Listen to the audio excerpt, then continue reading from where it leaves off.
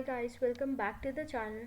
So let's start today's video with the next chapter of ACCA F1 Business Technology. So today's chapter which we are starting is the chapter number 3, which is the organizational culture in a business. Okay, so what are the learning objectives that we are focusing on today? So defining an organizational culture and its components, the major factors that shape the organizational culture, the contributions of various writers, okay, towards the organizational cultures. What are the views towards an organizational culture? How did they define organizational culture in their own way? So we have three writers. These are Sheen, Handy, and Hofstede. And what are formal and informal organizations, their relations, and the impact on the overall organization and the people working in okay. So first of all, before starting the chapter, we need to know what an organizational culture is. Why is it important to have an organizational culture? Okay, so organizational culture basically defines how the organization operates, okay, how the employees working in the organization behave, how do they interact with each other or with the higher levels, with the seniors or with the junior levels, okay, or it is basically an outlook, the beliefs or the beliefs or the behavior of the people within the organization. Okay, so we have two definitions given by Hill and Jones and Handy, okay, of organization culture.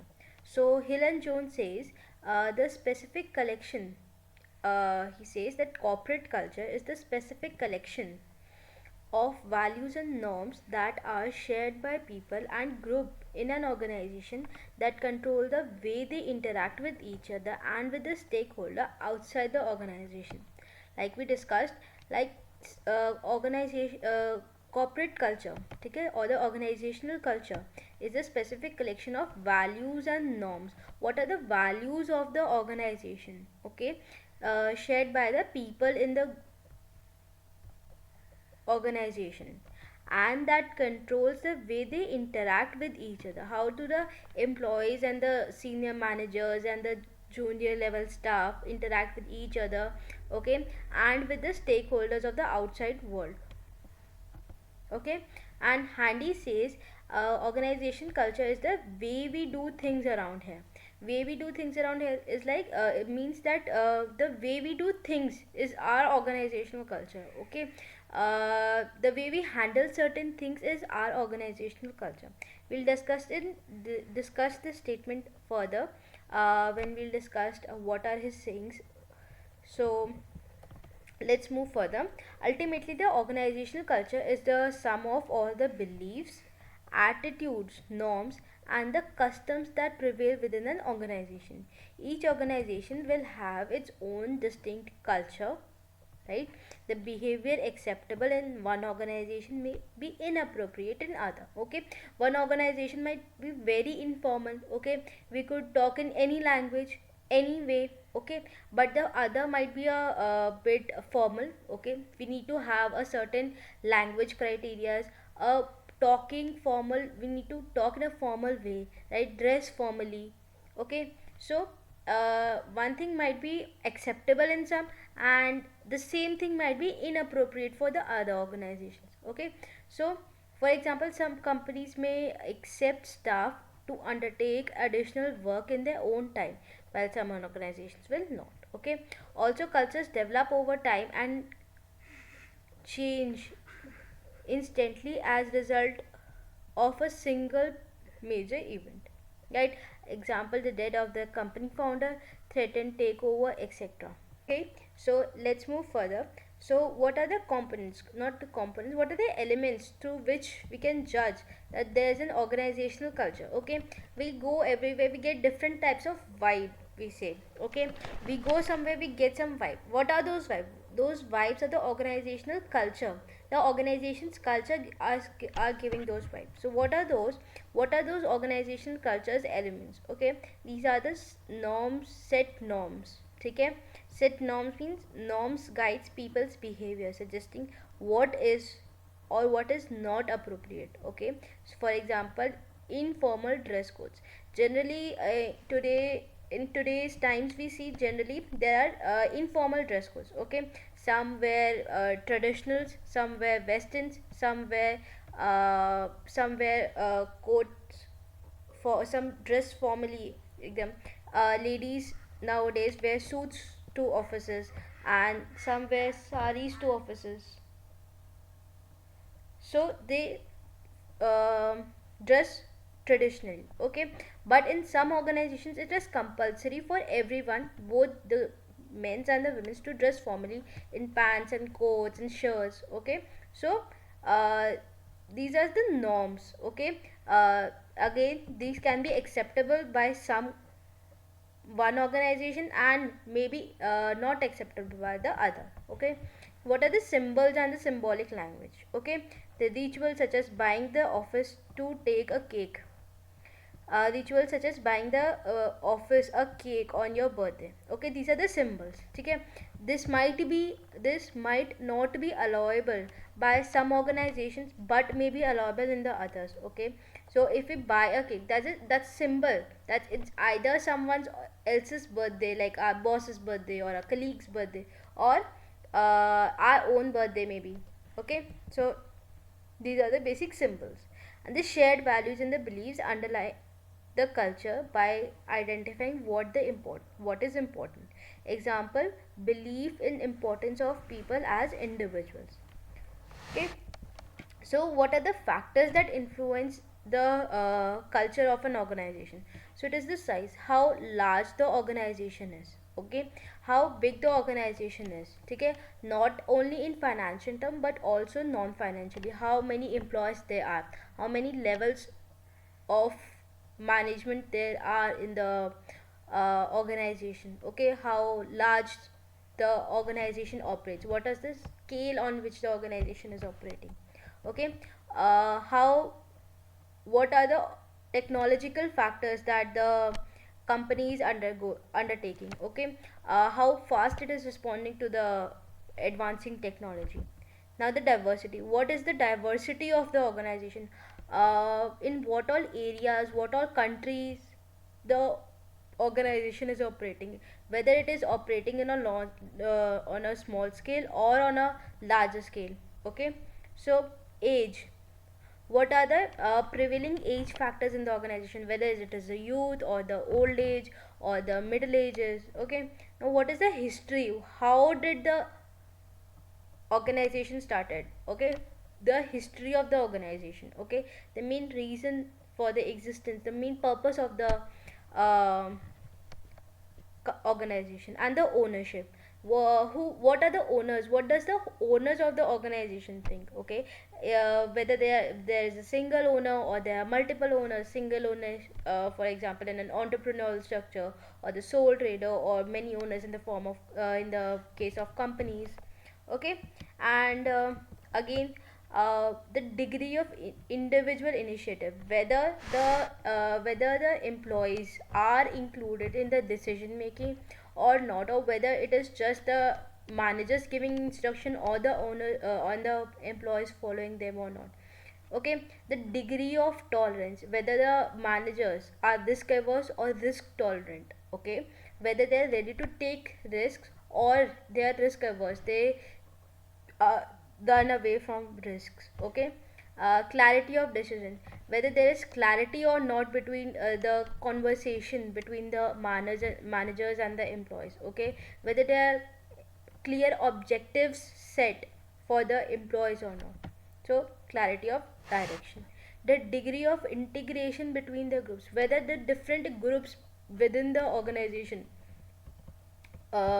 able to connect with each other or not, whether to able to work with each other or not, okay.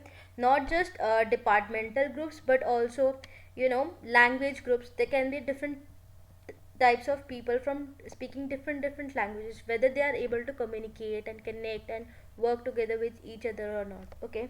The reward system, what is the rewarding system that the company gives to its employees.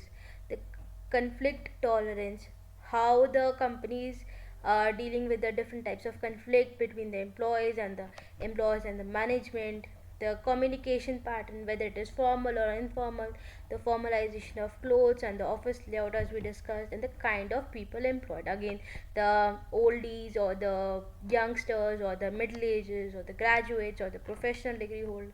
So it's that. Okay. So moving forward, we come to the writers on the culture. As we discussed, Sheen, Handy, and Hofstede are the three writers which we'll discuss. Okay, these three writers gave their view on organizational culture. They gave their knowledge, their understanding on what an organization culture is. How can we identify what the type of organizational culture prevails in an organization? Okay, so let's start with Sheen. What did Sheen say? Sheen argues that the first leader of the company creates the culture. Okay, the starting leaders create this sets the base for the organizational culture. The future leaders just follow on their path. Okay, the future leaders will only be selective if they support this original culture. Thus, this the link between the culture and the leadership is very strong and can be very difficult to change. He says that the organization culture once set, the base once set, cannot be changed. It is very difficult to change the base of the organizational culture. Okay, so Sheen further commented that if the leaders are to lead, it is essential that they understand the culture of the organization. In order to try and define culture, Sheen describes three levels: the artifacts, the espoused values, and the basic assumption. What are artifacts? Artifacts are these are the aspects of the culture that can be easily seen. Example, the way people dress. Okay, artifacts are that the signs that can be easily seen. For example, if I have certain motives of god, such as I have a motive of Ganesha kept on each table of my employees. This suggest an organizational culture. It is a Hindu prevailing organization. Okay, if I have Jesus Christ's photos on multiple desks of the employees, okay, so it's just different culture. If I have informally dressed people, okay, the women's are wearing suits, saris, TK men's are wearing shirts, t-shirts, pants, trousers, coats, everything. So it is an informally dressed organization. It is okay whatever culture the organization is into, but it should be acceptable by both the employees and the management. Okay, it should be comfortable for both of them. So next is espoused values. These are strategies and goals of an organization. Okay, espoused values are the company's objective. Okay, the what are the objectives for which the company is operating? What is the main purpose of its existence? Okay, is it profit making, or is it for the welfare of the environment or the society, or for is it working, for example, schools working to educate their children, or helping elderly peoples? Okay, these are the espoused values. And basic assumptions and values, these are very difficult to identify as they are unseen and exist mainly in the main conscience. Like, mainly if we say for example, uh, for basic assumptions and values, you can say a basic assumption that it is good to speak when the idea is good. In a meeting, we are sitting in a meeting, and the employees generally think there is a basic assumption that it is good to respond when the idea is good. Okay, so there's a basic assumption and values that everybody has at their conscious level. Okay, so these are basically the values that exist consciously and that are generally taken for granted. Okay, so new employees find the last level of culture most difficult to understand, and lack of understanding of basic value is the main contributor to the failure when trying to implement the change. Okay, when they cannot understand the basic assumption, okay, it is very difficult to identify and understand the basic assumption in an organization. Okay, what others understand as the basic assumption might not be your understanding. Okay, um, what they think is correct and prevalent, okay, which is true and prevalent, is might not be your understanding. Okay, might not be the way you think. Okay, so it is difficult to understand, especially for new employees. Okay, and which is the main contributor in the success and the failure of an organization. So let's start the test to understanding number one. So test to understanding number one says which of the following is not classed by Sheen as an artifact. Okay, dress code in an organization, number one. Number two, design of an organization's premises. C, stated aim of the organization to improve the customer service. And number four is the design. Number four is the office facilities provided by the organization. So it is definitely number C. Okay, this is not the artifact. Okay, dress code is an artifact, design of organization premises is an artifact, and office facilities are definitely an artifact. So it is option number C. Now let's go to handy. What is handy says? Handy classified in this in four cultures. Okay, classified four types of cultures, which is the power culture, number one. Number two, the role culture. Number three, the task culture, and the person culture. Okay, by the name suggests, okay, the culture is prevalent, the power culture. Under the power culture, Handy says that the person who has the power is sets the culture, and only one person has is the major source of power. Okay, um, for example, in a small owner managed business, for example in a sole trader or an entrepreneurial structure, okay, only the sole trader, the owner of the business, is the power source. Okay, he has all the powers to influence the decisions in the business, so he's the main source of power and he will determine what the culture is. Okay, uh, there are a few procedures and rules of a formal kind as the staff takes direction directly from the owner. Okay, role culture. The role of the employees, okay, the role of the managers determine the culture. Okay, in this version of culture, the people describe their jobs by their duties. Okay, what duties are they expected to fulfill? Okay, it's not the purpose, not by the purpose, and so the job descriptions dictate the way we do things around here. Okay, the duties that they are required to fulfill, okay, is what determines the culture. Okay, is what the organization culture is defined by. This would be seen in a bureaucratic organization where the structure determines the authority and the responsibility of individuals, and there is a strong emphasis on hierarchy and status. This tends to be most effective in stable environments where the work performed by the employees rarely changes. In bureaucratic organizations, okay, for example in a law firm, the work is generally much more paper based. Okay, much more rule based. Everybody knows what duties they are required to fulfill. Okay, so the culture is already set. Okay, the work rarely changes. So the role culture is much more bureaucratic. Okay, now next is task culture. What is the task culture? The task that the employees fulfill, okay, determines the culture. The emphasis here is on achieving the particular task at hand, and staff may need to be flexible and ensure deadlines are met.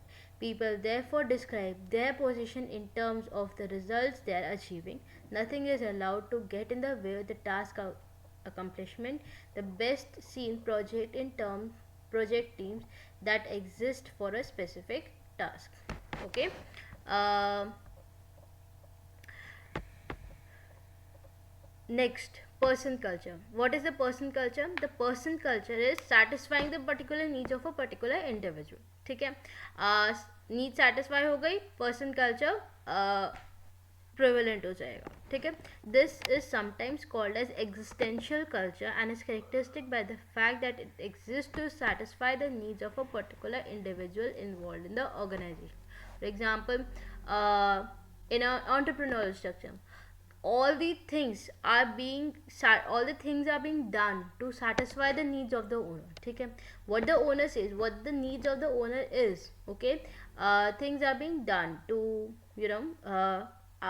satisfy his needs. So it's like that. Okay, the person culture is found to be in small participatory organization where the individuals undertake the duties themselves. Okay, it is found in organization where the purpose is to serve the interest of the individuals within it. Such organization depends upon the talent of individuals. Okay, so test your understanding number two. Test your understanding number two is identify the correct statement regarding Handy's cultural type from the following. Okay, the role culture number A.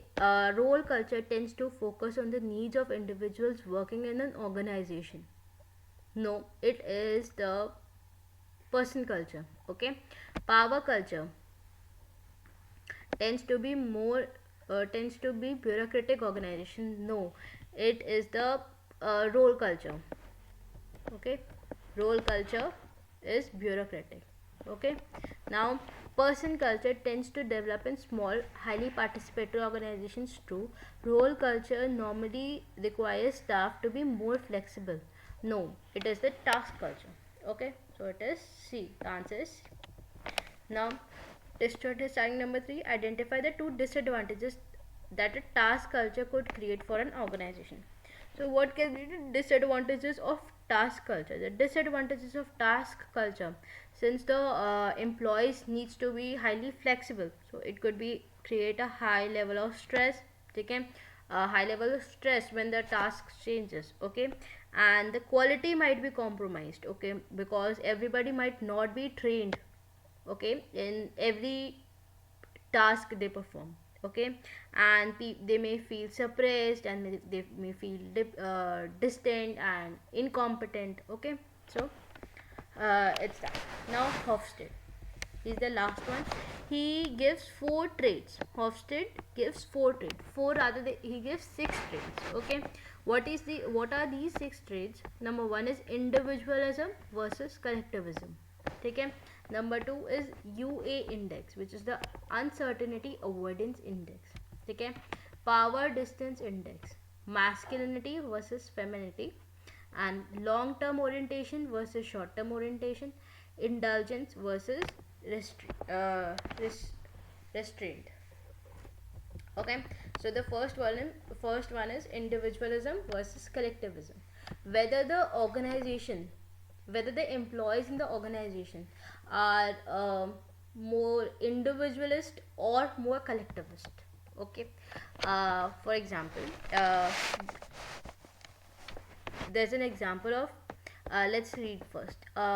Looks at the extent to which the people are integrated into groups. Okay, whether they are working alone, whether they like to work alone and fulfill their own goals. Okay, or whether they are working in groups. Okay, and working in groups, fulfilling those group objectives, and then fulfilling the organizational objectives as a whole. Okay, some cultures are more cohesive than others. Example, Anglo-Saxon culture are generally more individualist than the collectivist culture in South America. Okay, high individualism indicate that the staff is expected to be assessed on own achievements and performance. Okay, if the employees are working in group, okay, they are collectivist. Okay, their performance will be assessed on the basis of the whole group. Okay, does not matter who worked, who did not work, who contributed, who did not. The performance will be assessed for all on the results achieved. Okay, and in a individualist organization, each employee will be assessed on the work they do. Okay, if they do not work appropriately, they will be assessed accordingly. If they contribute more, they will be assessed accordingly. So it's like that. Okay, now UA index, the uncertainty avoidance index. Okay, deals with the society's tolerance for for uncertainty and ambiguity. Okay, for example, France and Japan use bureaucracy to reduce uncertainty because they dislike. What is the uncertainty tolerance? Okay, what is the risk tolerance organization of the managers, okay, whether they are highly risk tolerant or they avoid risk. So high UA culture will not like to act outside their normal job descriptions or roles, okay. What is described for them, they will only do that, okay. They avoid risks, okay. They do not like to undertake new tasks, okay, or the task that involves risk, okay. They prefer to be directed by the management and act and like formal rules and guidelines, okay. Low UA culture will be prepared to take more risk and go beyond their comfort zone, okay. They tend to dislike bureaucracy as it stifles initiatives, okay. Now next is the power distance, okay. This the extent to which the less powerful members of the organization and institution accepts and expects that power is distributed unequally, okay. What is the power distance, whether it is the hands of a few or it is at each level, थोड़ा थोड़ा हर level पे power कि सारे एक ही जने के पास से power, ठीक है, या एक ही जन है जो पूरे उसको कंट्रोल कर रहे हैं. So it's like that. High power distance culture expects to answer to powerful managers and do not expect to have any democratic input into decisions that are made. Low power distance culture expects to be involved with the decision making process and wants direct supervision by the managers, okay. So next is femininity and masculinity, okay. Whether it is a masculine dominated organization or it is a feminine, by the name suggests, okay. The masculine culture is where the distinction between the roles and the values and of the gender is large, and the males focus on work, power and success, whereas the feminine culture such as Finland, the differences between the genders of role, okay. Whether the roles are given on the basis of the genders, like earlier we used to see the men used to go out to work, and the women used to just work at the homes and look after the children and the household, okay. So whether the work within the organization as well is distributed on the basis of work, that the power decisions are made by the men and the feminines in the organization just follow the decision, okay. Whether it's like that or it is more of involvement of both.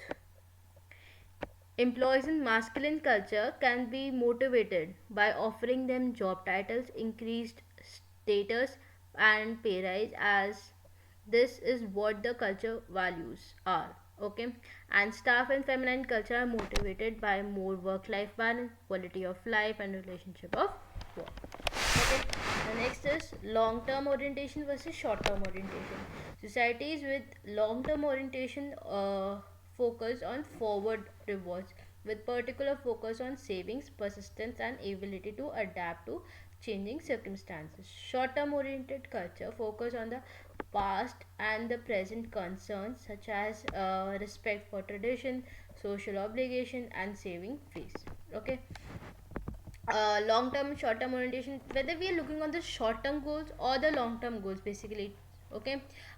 Short term orientation is really looking at the past and focusing on the present, okay. And long term orientation is we're looking at the future, we're looking at like after 10 years or 15 years, 20 years, okay. It's like that. So indulgence versus next is indulgence versus restraint. Indulgent society allows relatively free gratification of basic and natural human drives relating to enjoying life and having fun.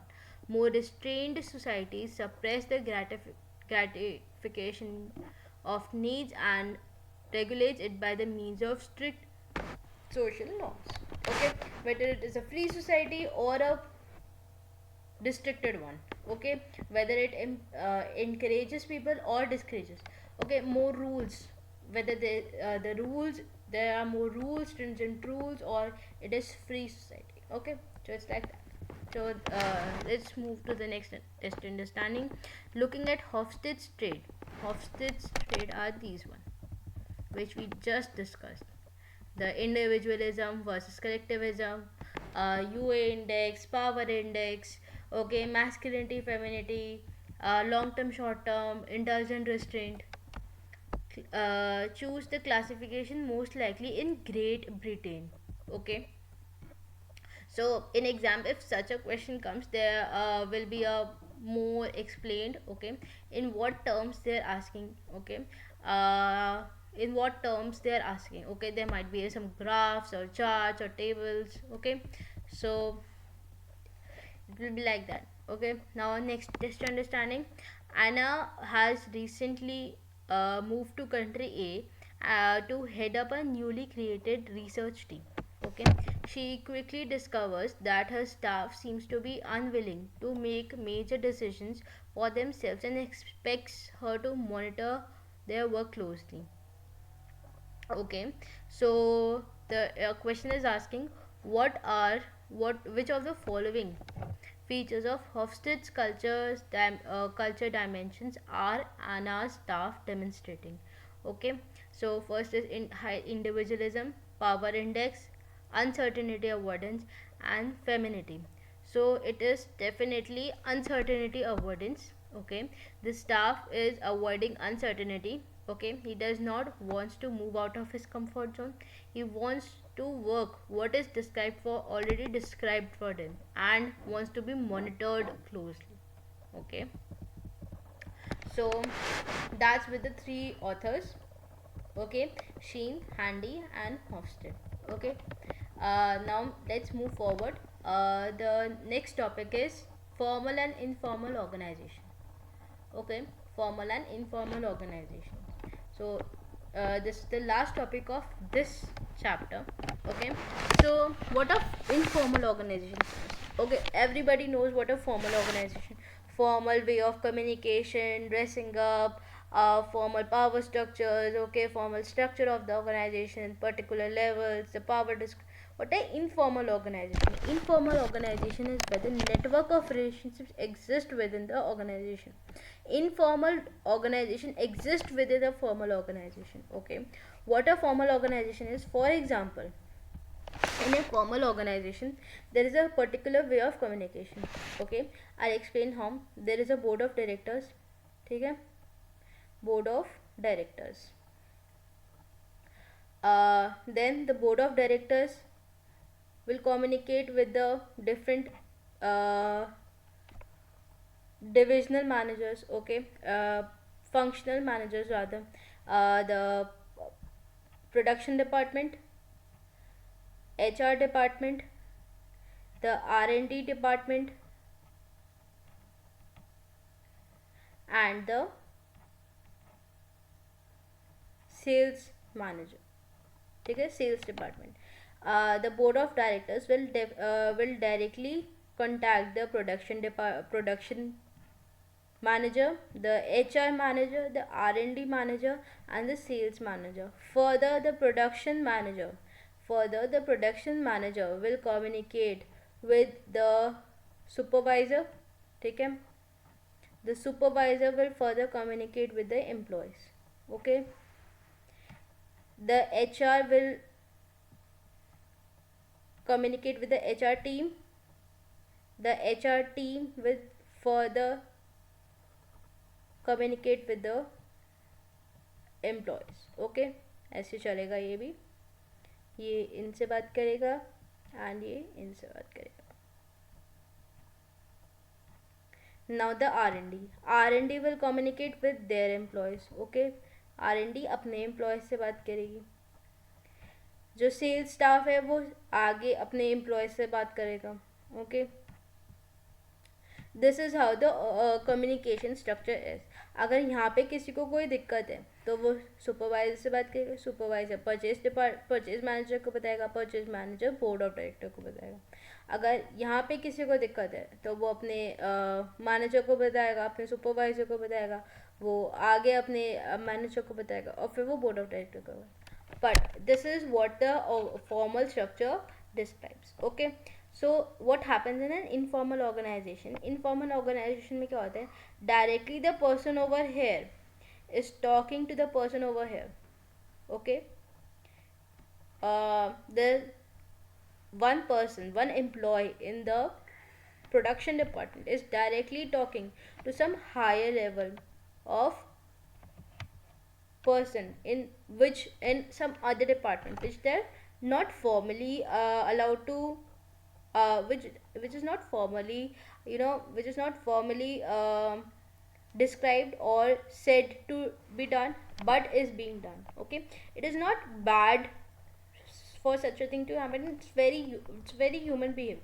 Okay, if we come in contact with someone, we tend to talk with them. Okay, high level or junior level does not matter. Okay, so informal organizations exist within the formal organization. Okay, let's read further.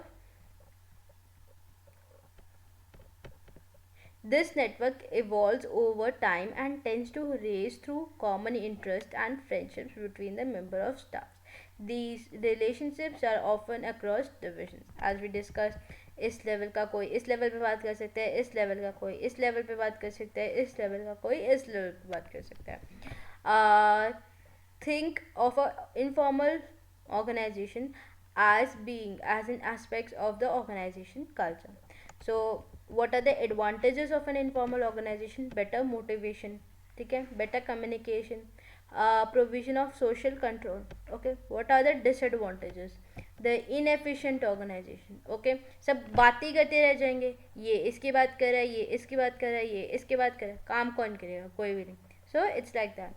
Opposition to change can be intensified if the all of these, okay, all of these people work together. ठीक है कि we got to know that there are going to be some changes in the organization. Okay, major changes, for example, technological new technology is being undertaken. Okay, so and the employees are not ready to undertake those changes. Okay, are not ready with those changes, to work with those changes. All of these peoples, all of these employees, okay, they can come together, form a union, and oppose against those changes. Okay, the grapevine effect is spreading of rumors and inappropriate information, or there's some insider information. Okay, and the next is conformity. Okay, so let's move further. Next is your test understanding number 6. Test understanding number 6 is which of the following is correct. Okay, informal relationship are shown in the organizational chart, no, and informal relationships within the organization can be across division, yes, true, so it is B. Now coming to the end, the informal organization can either enhance or hold back the business. Okay, with its advantages and disadvantages. For example, advantages is better motivation, better communication. It can uh, take the organization to a better levels, or for example, inefficient organization or the opposition, it can take back the organization. Okay, managers needs to be aware of the informal structure and ensure that they adapt with the formal structure to complement the informal one. Okay, maintain a looser formal structure so that the informal structure can thrive, and at very least account of the informal structure in the decision making. Okay, now let's move to the tester understandings. So test understanding number 7 says, according to Sheen, there is a strong link between the culture and dash which of the following word best fills the blank: management style, leadership, diversity, or the design size of the organization. So it is definitely leadership. Okay, strong link between the culture and the leadership. Okay, so all of this affects, but uh, best suited is leadership. There's a strong link between culture and leadership. Now test on assignment number 8. H company is analyzing its corporate culture. it has found that many of its staff believe that the main purpose of the company is to mainly earn as much profits as possible, and therefore they are failing to provide high quality service to the customers. According to Sheen, uh, which what level of culture has each company identified, espoused values, artifact, basic assumptions, or the power culture. So it is C. The basic assumptions are not understood. Okay, the the basic value was to provide high quality service to the customers, but the employees thought that they are for the main purpose is to earn profit. So it is misunderstood. It took back the organization. Okay, it took back the H company. So test understanding number 9.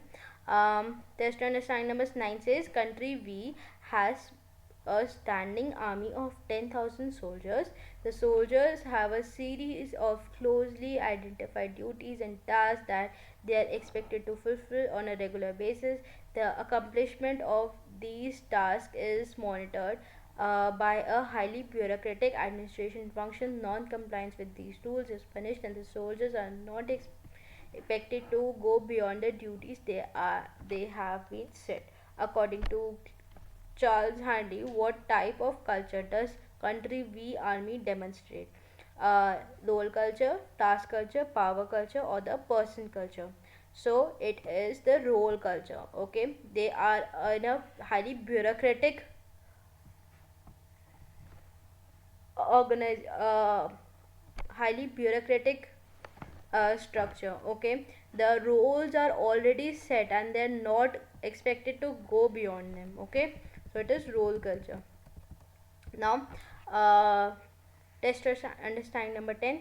Staff in country G dislikes their manager interfering in their work. According to Hofstede, this means that the culture is masculine, low power distance, collective, or highly uncertainty avoidance. So it is definitely C. Okay, it is definitely C. There is no sign of masculinity. Okay, there is no sign of any sort of risk averse or risk tolerant, and there is no collectivism or individualism. Okay, so it is power distance. Okay, there is no this power distance. Okay, it's by the definition. Okay,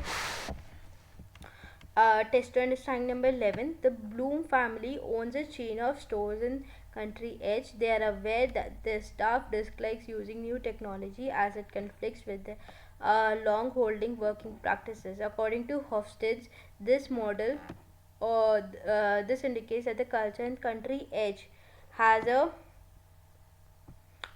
long term orientation or short term orientation. So it is short term orientation. Okay, test understanding number 12. In on informal information may be passed informally between individuals within an organization, sometimes leading to the spread of inappropriate humors. Which word best fills the gap? Informal organization, formal organization, corporate culture, or grapevine effect? So it is grapevine effect. The process of spreading of rumors and inappropriate information is grapevine effect.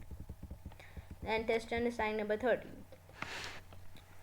Test understanding number 13 says we have four companies RSTU. What does R does? R is a manufacturing company where most of the workers are a part of the same union. Employees prefer to negotiate pay and conditions as a group rather than being negotiated on one basis with the management. Company S, what does it do? Company S operates large call centers. Staff members have stated their preferences to be to have a detailed scripts provided by the management. These scripts can help the employees to deal with the unexpected queries and objections that may arise while talking to the customers. What does company T do? Company T has relatively few managers, as most staff members are felt to be self motivated and trustworthy. When decisions are made by the managers, employees expects to have a change to a chance to state their opinions and have these taken into account by the managers. What does company U do? Company U has recently been involved in the pay negotiations with the members of its workforce. Okay, uh, its managers have discovered that most of its employees simply wish to be paid more or to be given new job titles. They seem to be uninterested in additional holidays and offerings, okay, of flexible working arrangements. So हमें इन points के basis पे इनको classify करना है. Okay, for company R, okay, select the combination. So for company R, it is company R. Okay, company R is more of, it is more of collectivist. Okay, they work in the same union. They uh, uh, like to be negotiated in a group rather than on a one-on-one basis. So it is C2. Okay, now company S has a already described uh, work. Okay, they don't like to go out of their comfort zones. Okay, so it is definitely a B1. Okay, they avoid this. Okay, they like their work to be already defined. Okay, so it is B1. Now company tree has few managers. Most of them are self-motivated and would. Okay, they have a chance of being their opinions to be taken. The employees have a chance of their opinions to be taken. So it is definitely A2. The power distance is low. Okay, power distance is low. And masculinity, the with the company U, the uh, it is more of a masculine D, it is D1, it is more of a masculine organization. Okay, they like more job titles, new job titles, high job titles, or higher salary pays or higher bonuses, and are not interested in factors such as work life balance or flexible working hours or additional holidays. Okay, it's like, okay, so with this we come to the end of the chapters. I hope you liked today's session. If you liked today's session, so do like, share and subscribe to my channel. If there are any doubts, do let me know in the comment section below. I will try to respond them in the next video. So stay tuned till the next video. Bye bye.